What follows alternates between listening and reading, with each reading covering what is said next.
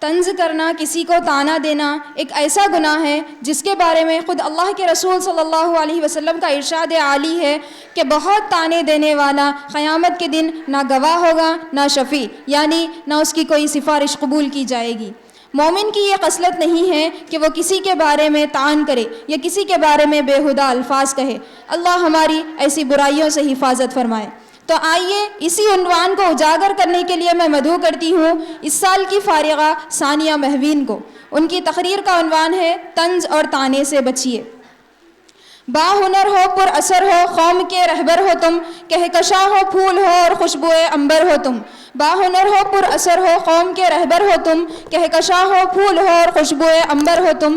آؤ محفل میں خطابت کا چراغ ذو لیے، باعث فقر چمن ہو، شمع روشن ہو تم۔ موصوفہ سے التماس ہے کہ وہ آئے اور اپنی تقریر پیش کریں۔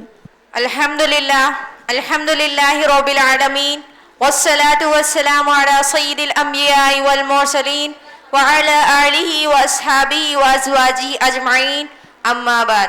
وقال عن ابن مسعود رضی اللہ تعالی عنہ قال قال النبی صلی اللہ علیہ وسلم لیس المؤمنین بالطعان ولا باللعان ولا الفاحش ولا البذیء۔ محترم صدر جلسہ، مشفق اساتذہ کرام، معلمین اور معلمات اور عزیز بہنوں، السلام علیکم ورحمۃ اللہ وبرکاتہ۔ آج کی اس پربہار محفل میں میری تقریر کا عنوان ہے طنز اور طعنے سے بچیے۔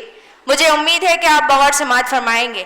محترم سامعات، مومن کا کام یہ نہیں کہ وہ دوسروں کو طعنہ دے۔ طعنہ دینا اسے کہتے ہیں دونوں کے درمیان موضوع کسی اور گفتگو پر ہو رہی ہو، اس میں ایک فرقہ بڑا چڑھا کر بول دیا جس سے اس کی دل آزاری ہوئی تو اس کا دل ٹوٹ گیا، لہٰذا طعنہ دینا، طنز کرنا، طعنے کے الفاظ میں بولنا۔ تو حضور صلی اللہ علیہ وسلم نے ارشاد فرمایا مومن کا کام یہ نہیں کہ وہ دوسروں کو طعنہ دے۔ طعنے کے معنی ہے نیزہ مارنا۔ اگر کوئی شخص کسی کو طعنہ دیتا ہے تو اس کو نیزہ مارنا جیسا ہے۔ اگر کوئی کسی کو طعنہ دے دیا، طعنے کے الفاظ میں کوئی لفظ بول دیا جس سے اس کی دل آزاری ہوئی اور اس کا دل ٹوٹ گیا، تو دل کا زخم کبھی بھی نہیں بھر سکتا۔ وہ شخص ایک مدت تک نہیں بھولتا کہ اس نے فلاں وقت مجھے طعنہ دیا تھا۔ لہٰذا طعنہ دینا، طنز کرنا، اعتراض کرنا مقصود تھا۔ تو حضور صلی اللہ علیہ وسلم نے ارشاد فرمایا یہ عمل انسان کے ایمان کے منافع ہے۔ محترم سامعات، ایک مومن دوسرے مومن کا آئینہ ہے۔ اگر کوئی شخص اپنا چہرہ آئینے میں دیکھتا ہے تو اسے داغ یا دپا نظر آتا ہے جس سے انسان اصلاح کر لیتا ہے۔ اسی طرح اگر کوئی مومن اپنے مومن بھائی کے اندر کوئی عیب دیکھے تو اسے چاہیے کہ فوراً بتا دے، اور سننے والے چاہیے کہ فوراً درست کر لے۔ ایک حدیث میں حضور صلی اللہ علیہ وسلم نے دو باتیں یوں بیان فرمائی۔ پہلی بات یہ کہ اگر مومن بھائی کے اندر کوئی عیب دیکھے تو اسے چاہیے کہ فوراً بتا دے۔ دوسری بات یہ کہ دوسروں کے سامنے ذلیل اور رسوا نہ کرے، دوسروں کا عیب کو چھپائے۔ لہٰذا طعنے کے جواب طعنے سے نہ دیا جائے۔ کسی شخص کو یہ حق کبھی بھی حاصل نہیں، اگر کوئی تمہیں طعنہ دے رہا ہے تو تم بھی اس کا جواب طعنے سے دیا کرو۔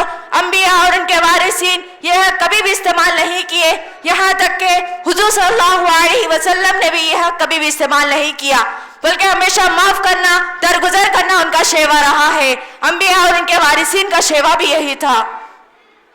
محترم سامعات، بہرحال اس حدیث میں پہلا جملہ جو ارشاد فرمایا مومن کا کام یہ نہیں کہ وہ دوسروں کو طعنہ دے، مومن اس سے بالکل پرہیز کرے۔